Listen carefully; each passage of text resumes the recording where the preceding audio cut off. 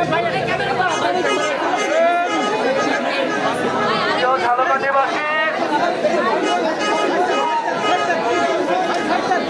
প্রিয় ঝালকাঠিবাসী, আসসালামু আলাইকুম। প্রিয় সংগ্রামী বন্ধুগণ, আমরা দেশ করতে জুলাই পদযাত্রা শুরু করেছি।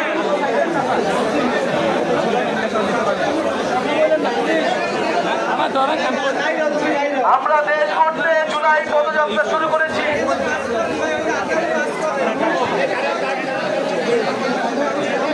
জুলাই পদযাত্রায় আজকে আমরা আছি ঝালকাঠিতে।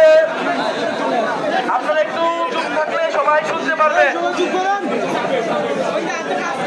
সবাই একটু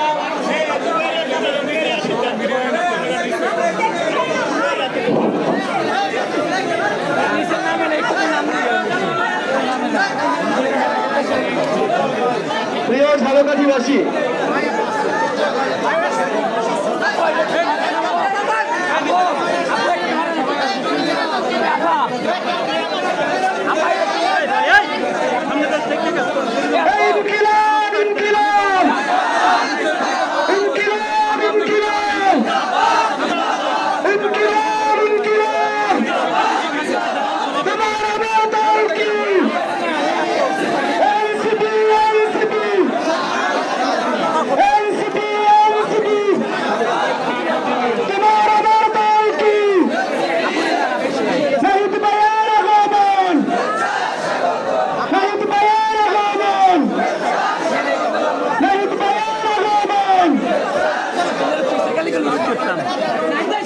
প্রিয় ঝালকাঠিবাসী, আসসালামু আলাইকুম।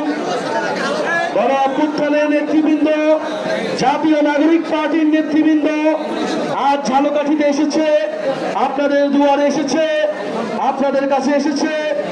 জুলাই গণ অভ্যুত্থানের পরে যে নতুন রাজনৈতিক শক্তির উত্থান ঘটেছে, সেই রাজনৈতিক শক্তি বাংলাদেশকে কিভাবে বিনির্মাণ করতে চায়, বাংলাদেশকে কিভাবে একটি নতুন দেশ হিসেবে গড়ে তুলতে চায়, সেই কথা বলতে এসেছে। প্রিয় ঝালকাঠিবাসী, আপনারা জানেন 2024 সালে বাংলাদেশের সন্তানেরা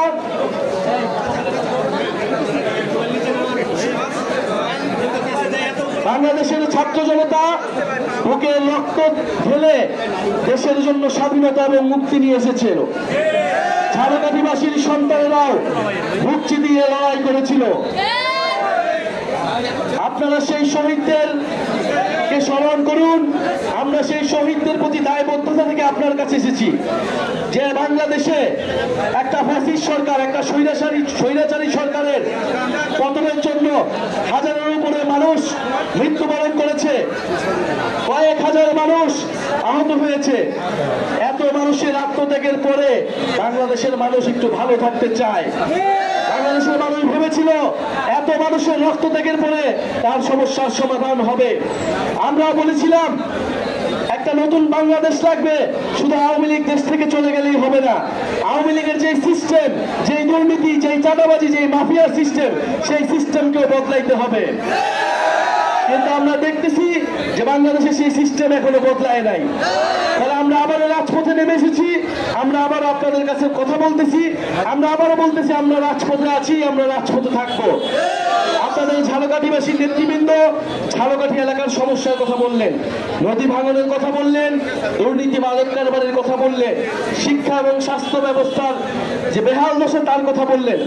আমরা চাই এমন একটা রাজনৈতিক দল আমরা তৈরি করতে চাই, যেই দলটা হবে গণমানুষের দল, যেই দলটা মানুষের সমস্যা নিয়ে কাজ করবে, মানুষের পাশে দাঁড়াবে, মানুষের মর্যাদা নিশ্চিত করবে।